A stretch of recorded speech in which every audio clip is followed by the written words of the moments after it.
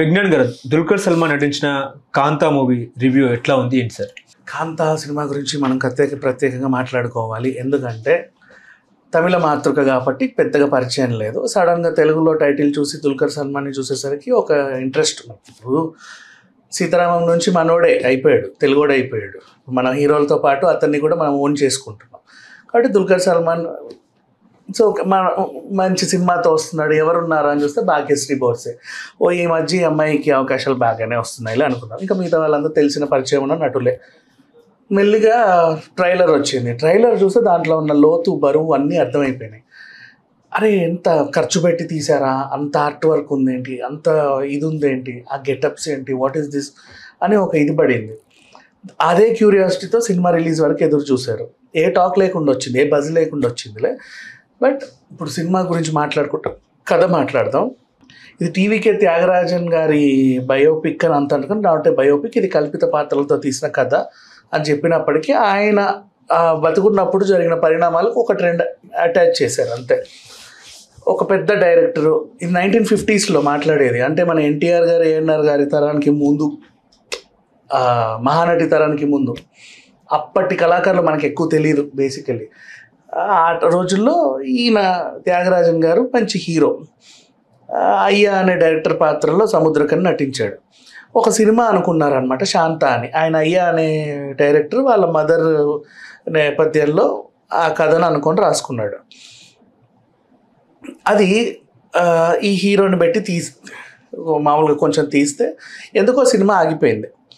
After 8 years మళ్ళీ దీన్ని ప్రారంభించవచ్చు అనుకునే ఆలోచన వచ్చింది. కానీ అప్పటికి ఏంటంటే ఆ హీరో పెద్ద స్టార్ హీరో అయిపోయాడు. అంటే మొత్తం అన్ని లెక్కలన్నీ మారిపోయాయి. ఈ డైరెక్టర్ వద్దు, అంతా నేనే చూసుకుంటా, ఇప్పుడు నా స్టేటస్ వేరు, నా ఇది వేరు ఉంటుంది కదా వాళ్ళకి కూడా అని కథలో ఏళ్ళు పెట్టేసి దాన్ని శాంతని కాంత అని మార్చి క్లైమాక్స్ ఇట్లుంటుంది, ఇంటర్వెల్ ఇట్లుంటుంది అని డైరెక్టర్ ఏదో జస్ట్ ఇట్లా కూర్చుంటాడు అంతే, మిగతాదంతా ఈయన నడిపిస్తూ ఉంటాడు.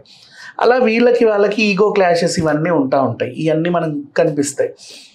హీరోకి డైరెక్టర్ మధ్యలో నలిగిపోయే పాత్రలో హీరోయిన్ ఆవిడ కుమారి అనే ఒక మంచి క్యారెక్టర్లో తను కూడా she did well, good performance. ఆ తర్వాత మిగతా క్యారెక్టర్స్ గురించి మాట్లాడుకుంటే అందరూ ఇప్పుడు ఈ కథ ఇట్లా వెళ్ళిపోతున్న టైంలో ఈ షూటింగ్ ఇంకా లాస్ట్ ఒక్క సీన్ చేస్తే సినిమా అయిపోతుంది. ఆ రోజే కరెక్ట్గా వీళ్ళిద్దరు ఇంకా పెద్ద గొడవ అవుతుంది. ఇక వెళ్ళిపోతారు ఎటోళ్ళట్టు. అదే రోజు ఏమవుతుంది అనుకోకుండా అక్కడ ఒక హత్య జరుగుద్ది. ఎవరి మీద వేయలేరు, నువ్వు అనే టైంలో ఇన్వెస్టిగేట్ చేయడానికి రానా క్యారెక్టర్ వస్తుంది. అక్కడ నుంచి ఇంట్రెస్ట్ మొదలవుతుంది సినిమా పైన. అసలు ఈ హత్య ఎవరు చేశారు, ఏమైంది, ఆ క్యారెక్టర్ ఉన్న ఇంపార్టెన్స్ ఏంటి తెలుసుకోవాలంటే సినిమా చూడాలి. ఇట్లాంటి సినిమా నేపథ్యంలో వచ్చిన సినిమాలు బోల్డ్ అన్నీ ఉన్నాయి. కానీ ఇది సంథింగ్ డిఫరెంట్. మహానటిలో కూడా మనం కొన్ని సన్నివేశాలు చూసినప్పటికీ ఇది ఇంకా డిఫరెంట్. ఆ రోజుల్లో అంటే ఇంత పెద్ద పెద్ద కెమెరాలు, పెద్ద పెద్ద లైట్లు, అసలు కంప్యూటర్లు కూడా లేవు, తెలియదు. అట్లా ఆ రోజులు ఎడిటింగ్ ఎట్లా చేస్తారో ఏం చేస్తారో అనే రోజులు అవి. అలాంటి రోజుల్లో ఇంత పెద్ద సినిమా అంటే నిజంగా ఇది జరిగింది అని మనల్ని ఆ లోకానికి తీసుకెళ్ళిపోతుంది. స్టార్ట్ అయిన 5-10 నిమిషాలకే మనం అందులోకి వెళ్ళిపోతాం, పాత్రలో లీనమైపోతాం, కొత్త ప్రపంచంలో చూసి వస్తాం. సినిమా చూసి ఇంటికి వచ్చే వరకు నేను వెంటాడుతూ ఉంటుంది విత్ బీజిఎం అండ్ అన్నీ కూడా. అసలు ఆర్టిస్టుల performance next level, production values. Rana నిర్మాత దీనికి, రానా ప్లస్ దుల్కర్ సల్మాన్ ఇద్దరు నిర్మాతలే. తర్వాత ప్రవీణ్ పొట్లూరి గారు ఎవరో ఉన్నారు, వీళ్ళిద్దరూ నిర్మాతలు. అండ్ ప్రొడక్షన్ వాల్యూస్ బాగున్నాయి, భారీతనం కనబడుతుంది. ఎన్ని కోట్లు, 50-60 కోట్లు పెట్టారేమో అని. ఆ రోజుల్లో స్టూడియోస్ ఎలా ఉంటాయి, సెట్స్ ఎలా ఉంటాయి, అన్ని ఆర్ట్ వర్క్ అయితే ఎక్సలెంట్ అంటే ఎక్సలెంట్. ముఖ్యంగా మాట్లాడుకోవాలంటే డైరెక్టర్ గురించి, కెమెరామెన్ గురించి, ఆర్ట్ వర్క్ గురించి, మ్యూజిక్ గురించి ప్రత్యేకించి చెప్పుకోవాలి.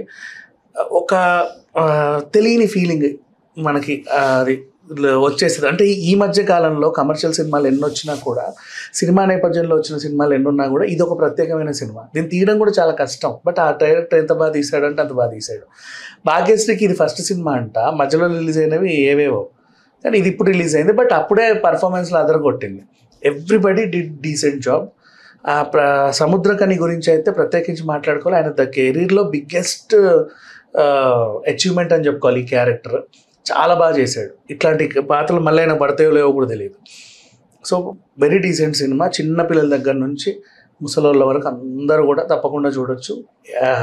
బూతులు గీతులు ఏమీ లేవు, ప్రశాంతంగా ఉంటుంది. ఒక కొత్త ప్రపంచంలోకి వెళ్ళి వచ్చిన ఫీలింగ్ వస్తుంది. ట్విస్టులు ఉంటాయి సినిమాలో అంతే. ఇక ఇప్పుడు అప్పటిదాకా ఈగోలో క్లాషెస్తో వచ్చిన సినిమా సడన్గా క్రైమ్ ఇన్వెస్టిగేషన్లోకి వెళ్ళిన తర్వాత నెక్స్ట్ అసలు ఆ క్లైమాక్స్ అయితే సంథింగ్ డిఫరెంట్. అసలు ఎవరు ఊహించరు ఇట్లా కూడా జరుగుద్దా అని.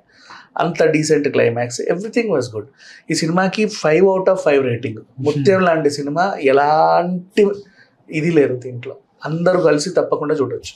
లక్కీ భాస్కర్ తర్వాత మరొక విజయాన్ని ఖాతాలో వేసుకున్నట్టేనా? లక్కీ భాస్కర్ కూడా నాకు డిసప్పాయింట్మెంట్ ఏంటంటే థియేటర్లోకి వచ్చినప్పుడేమో ఎవరు పట్టించుకోవట్లేదు సినిమాల్ని, ఓటీటీలోకి వస్తే అద్దర కొడుతున్నాయి. అవును, లక్కీ భాస్కర్ థియేటర్లో ఎంత బాగా ఆడినా ఓటీటీలో అసలు అది 2-3 సంవత్సరాల నుంచి చాలా కాలం పాటు అట్లా టాప్ 1లోనే ఉండే మోస్ట్ వాచింగ్ ఫిలిం అన్నట్టుగా.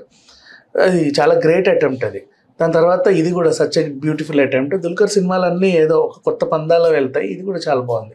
రెట్రో అంటే దుల్కరే గుర్తొస్తాడు అందరికీ. ఒకప్పుడు హీరోలను చూపించాలంటే ఈయనకు ఆ గెటప్ వేయడం, ఈయన కూడా దానికి న్యాయం చేస్తాడు అనుకో. బట్ గుడ్ సినిమా అయితే బ్యూటిఫుల్ పీస్. అది మంచి దృశ్య కావ్యం అని చెప్పుకోవచ్చు.